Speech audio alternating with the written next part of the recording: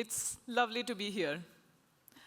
My name is Millee, and I'm a growth consultant at Google, where I have the privilege of working with world's largest and most ambitious game developers. Now, before we get started, a quick show of hands here. Who recently has run a dedicated LiveOps calendar? That's great. I think we all align on the value LiveOps can bring to grow your game. Now, I'm sure everyone defines LiveOps differently, but for this presentation, LiveOps are content that augments player experience, directly supporting your business goals, and ensuring sustained growth. Most of you would be familiar with some of the examples here, such as limited time events, promotional offers, battle passes, new content drops, social and co-op mechanics. But the question here is, are all of them effective? From our earlier responders, how many of you think you ran an effective LiveOps? That's what we observed as well. When we analyze LiveOps data from Play Store for US market, we see only 23% of those LiveOps to have a significant impact on business metrics. For the larger part of the presentation, we are going to focus on data and insights from US market, primarily because a lot of developers want to release or expand their game in US. So coming back to our number 23, how do we define effectiveness? There are two stages to doing this. First, we define if LiveOps brought about a change in your business metric. And second, is the change significant enough? It is significant if it performed better than 60% of other LiveOps in the market. So this 23 number makes you think, what is the secret of the LiveOps that are part of this population? And that is exactly what we are going to cover today. After analyzing performance of thousands of LiveOps that are run globally, the challenge is rarely effort. It is mostly a matter of strategic focus. So we are going to focus on how to categorize effective LiveOps into 4 different categories. We will deconstruct the success strategies. This is where we go into the how. We will leave you with some of the industry's best practices. Third, we will see how these categories vary by genre and market. And lastly, we will leave you with a 3-point action plan that you can adopt starting next week to design better LiveOps. Let's dive into it. Effective LiveOps categories. At its foundation, any LiveOps campaign should be touching or moving these 3 key business goals, them being spend, installs, or engagement. Now, the most effective campaigns do not live in the outer rings. They live in the intersections. These intersections define our 4 categories that we're going to talk about today. We'll understand their characteristics first, and then we'll see how they materialize. Starting with revenue drivers. These LiveOps sit at the intersection of spend and installs. The sample images you see here are created by Nano Banana, and they are not from any actual game. So how do we define a revenue driver? It's not just any simple in-app purchase.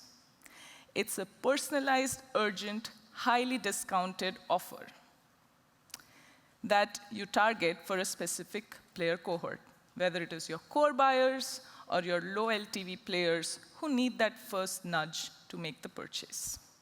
When designing revenue drivers, you want to aim for net new spend and not just shifting your spend with your existing cohort. Moving up the intersection, we have boosters. Now, boosters sit at the intersection of spend and engagement. they bring an increase in your playtime and spend simultaneously by re-engaging active users.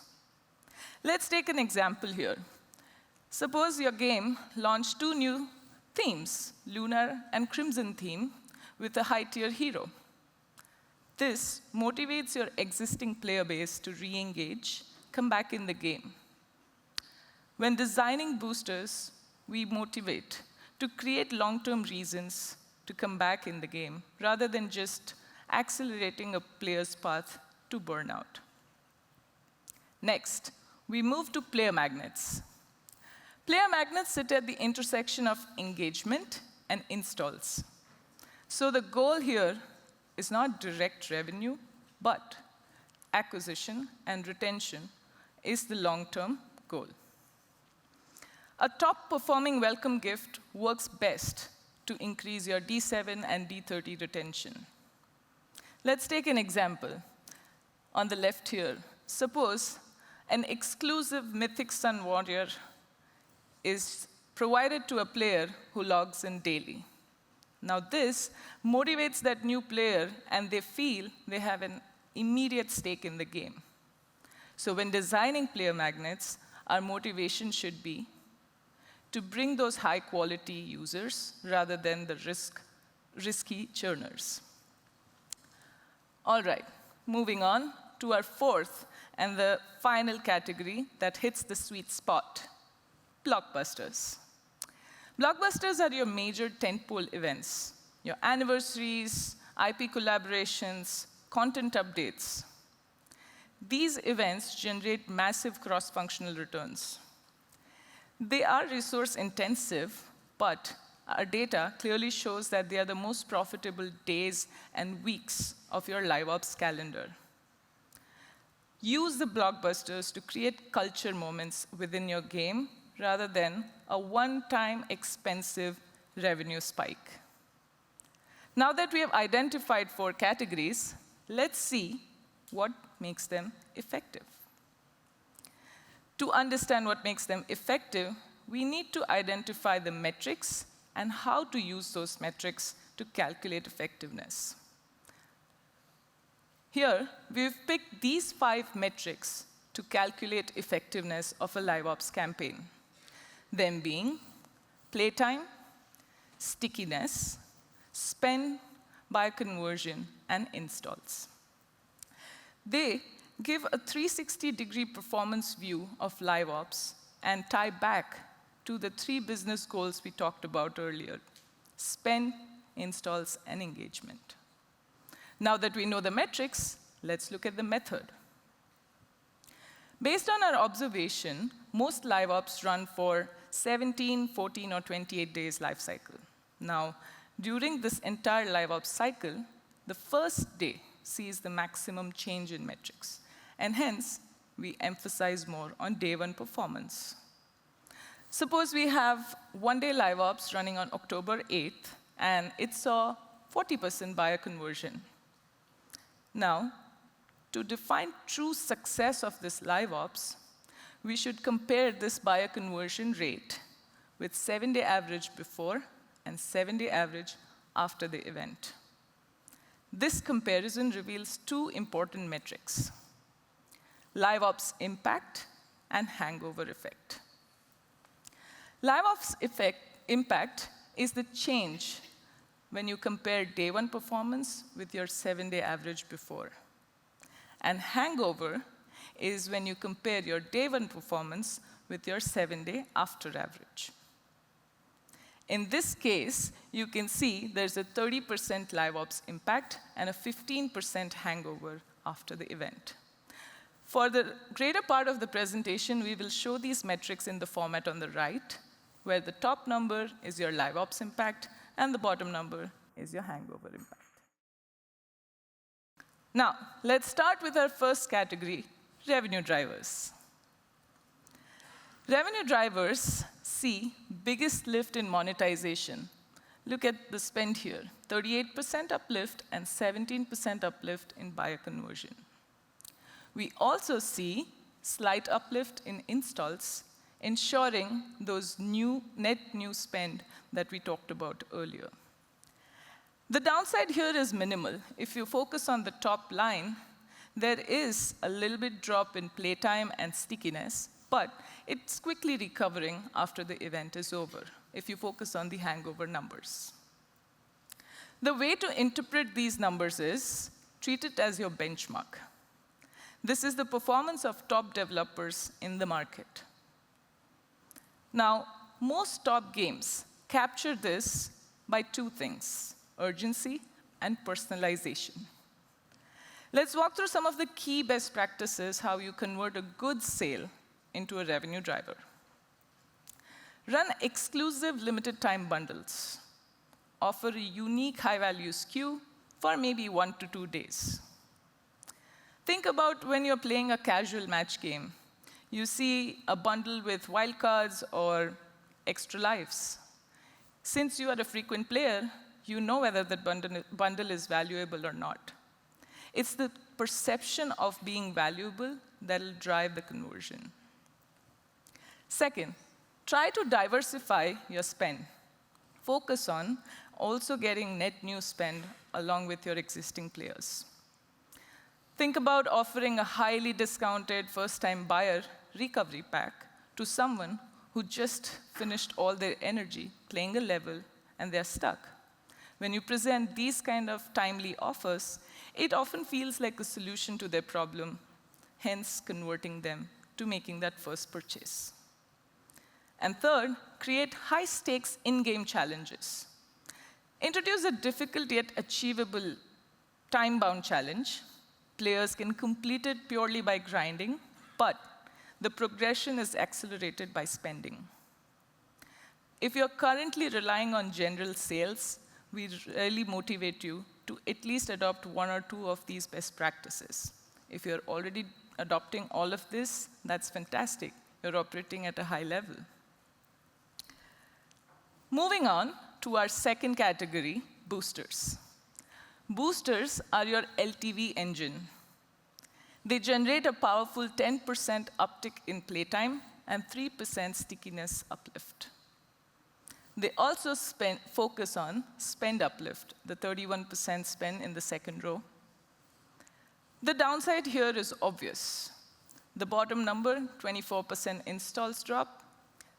This is partially expected because boosters are focused on your existing players. So the external growth takes a hit. Now, the goal for a booster should be to re-engage a player by creating high-value problems to solve. Some of the industry best practices we've observed are cultivating habit through simplicity. The best boosters prioritize simple, recurring tasks. I personally feel highly motivated when there's a simple task and a reward at the end of that task. You log in for 2 minutes, and then I often find myself actually playing longer because I've got that sense of accomplishment in the first 2 minutes with the reward. This is foundation of habit creation. By making that first step easy, you reduce a lot of the friction that a player feels. Second, use boosters to reskin your existing game loops with new themes and incentives rather than investing in creating net new content. Imagine your main PvP map is suddenly covered in snow and holiday banners, giving the player a visual reason to return. Third, drive play through active and social goals. You rarely ignore a text from a friend or teammate saying, "Hey, we need you for a raid." This is the social contract driving retention. Leverage group goals like boss raids and guild events to drive engagement. So far, we've covered revenue and retention. Let's now talk about player magnets that focus on your external growth as well. This category is counterpoint to revenue drivers. It trades short-term spend for long-term acquisition value. Player magnets, as you can see, drive 39% install uptick as they're designed to do so. We also see a 5% uptick in playtime along with stickiness. Now, it's interesting to note here that the hangover numbers are almost equal to the LiveOps impact, but I think it's still a win because this shows that the new players that you acquired are not further driving down your playtime and stickiness, ensuring that you've acquired high-quality users. The obvious trade-off here is spend and buyer conversion. But we do see a positive hangover indicating that a net new user you acquired ends up spending in your game eventually. Now, to design an effective player magnet, the idea is simple. How do you convert an install into a day 7 retained user? Some of the ways that we have seen industry leaders are doing it is by creating instant gratification. Think about a powerful or a rare item once the player completes their day 1 tutorial. Think about the last time you downloaded a big RPG game. You feel weak, the map is huge. But at this point, if someone shows an epic starter weapon, now this makes you feel instantly capable. The shock of power removes your friction to play the game more. I know a lot of you might already be implementing these best practices that I'm sharing, but our point here is these methods we are covering have consistently shown to work with data backing. Second, build onboarding bridges. Don't leave your user hanging after that welcome gift. We've all hit the wall after day 3 where the initial excitement fades and the question comes in your mind, what should I be doing next?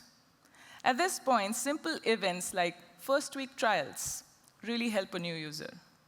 These events could just guide the player to complete a few different quests, level up their player, and maybe join a guild. This kind of deliberate structure really guides your new player in their vulnerable first week. And lastly, implement high-stakes 7-day calendar login. Now, this one's a classic, but it works. Motivate your players not just to aim for that little day 4 resource, but to aim for that day 7 legendary item. The offer should be enticing enough to keep them coming back. Finally, we come to the category that combines it all, the blockbusters. Let's take a look at the top line numbers here. Blockbusters drive 13% playtime and 4% stickiness. They generate the highest spikes in revenue, 64%, and installs, 43% at the same time. This event naturally has the largest hangover across all metrics. It's probably because of the sheer spike that you see in all the metrics. But these metrics are resetting to a much higher value from where they started. This is also why you should schedule only 1 or 2 blockbuster LiveOps annually in your calendar. Now, blockbusters are massively investment-driven. So how do you focus on getting the most out of that resource-intensive blockbuster LiveOps? We have seen 3 things are really adopted by the top game developers: creating exclusivity, scarcity, and creating deep content loop. Don't just reskin your existing event. You must have dedicated one-time content that will probably never return. This is what causes that 43% install uptick we saw. Think of the difference between a Valentine's Day event and your 10th year anniversary. You must reserve your most powerful and visually distinct characters for this kind of event. The player who spends big on day 1 needs a reason to come back and spend and engage on day 30. The event's rewards and progression must be satisfying enough to drive engagement after the hype subsides. And lastly, introduce a dedicated multi-step narrative. exploration-based missions that gates the event's biggest rewards. Players should not be able to complete the session or the new game loop in one binge session. This is what captures the 13% playtime uptick we saw earlier. So, with that, I'm going to take a pause for 5 seconds. You can take a picture here. We know some of you are already implementing these best practices. If you're not, it's a great way to get started and audit your LiveOps you're running currently. This 4-pillar strategic framework is where we can optimize our LiveOps on a daily basis. So far, we have been looking at the US market. But what happens when we take all this philosophy we just learned locally? It's time to talk about localization. As you observe on the chart on the right, we see the distribution of all 4 categories across markets: US, APEC, EMEA, and LATAM. But the question is, are developers actually localizing LiveOps? The answer here is no. Our data shows 77% of all games run essentially same LiveOps globally. Let's revisit the chart we saw earlier. US shows a balanced mix of high contribution from retention-focused boosters and blockbusters, and even the other 2 categories. When you look at LATAM and EMEA, the strategy shifts completely. It is more heavily dominated by player magnets and revenue drivers, probably because these high-volume emerging markets face high competition, and it's tough to acquire a new user. You see a lower percentage of boosters and blockbusters in APEC. That does not mean they're not effective. That just means they're designing those LiveOps very precisely to get the outcome that is required, leaving more room for other LiveOps categories to take over. The takeaway for this distribution chart is simple. Break the cycle. When you're designing your calendar for a competitive EMEA or LATAM market, focus more on player magnets and revenue drivers versus dedicate more resources to LTV maximization when aiming for APEC and US markets. So far, we saw the mix of categories, but do they all perform similarly across markets? Since we've been seeing US numbers, let's compare it against US performance. Bear with me for a second. The chart over here shows blockbuster numbers. Now, the reason we are focusing on blockbuster LiveOps is the rest of the other 3 categories follow the trend similar to blockbusters, and blockbusters do represent high strategic potential. So when we see this chart, you see a 2.3x multiplier for APEC when you see playtime impact. How to read this is, if US saw 13% playtime uptick, as we saw in our earlier slide, APEC would need to see 30% uplift, 2.3 into 13 times, to come up with the same success bar. So with every market, your success bar is different. This brings us to the end of our market comparison. Now, let's look at variation by genres. Does your LiveOps mix accurately reflect unique spending and engagement behavior of your specific game genre? Your game influences your LiveOps categorization. I wish we could go into more details of what specific genre has the most effective category, but for interest of time, I want to leave you with some of the questions you can brainstorm with your team. The first one being, is your mix aligned? If you are a puzzle and brain game and you have, say, 15% boosters, you can see the industry standards are at roughly 34%. This means maybe there is room for you to focus on LTV maximization and close that gap. Second, why the disparity? Notice that RPG has about 30% of player magnet LiveOps. Now, when you see strategy, that number is much smaller. That's probably because RPG games require more effort to acquire new players, whereas strategy just does not. So, depending on which genre you are, the mix will vary. Lastly, volume versus precision.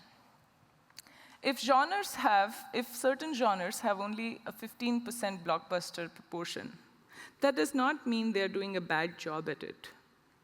It just means that they are probably more precise at designing blockbusters, or the market is highly competitive and only a limited, polished blockbusters make it to the success bar. So, the top performers are simply running better and fewer events in the blockbuster category. With these complex regional and genre considerations in mind, we conclude our effective LiveOps category analysis. As we close out, I want to bring us back to that most critical number we saw at the beginning, 23% effective rate. 1 in every 4 LiveOps is driving significant impact, and that is our challenge. The mandate here is clear. We must move past just running events to designing strategic LiveOps. Look at your LiveOps calendar and treat it as a portfolio of commercial bets. Is this event a gacha pull designed for immediate spend, or a narrative quest engineered to drive retention? Do they align to your next quarter's goals? All these are to be kept in mind. You must measure your performance with all the metrics that we saw during the presentation and all the benchmarks that we laid out for you. This gives you a good status quo of your LiveOps performance by genre and by market.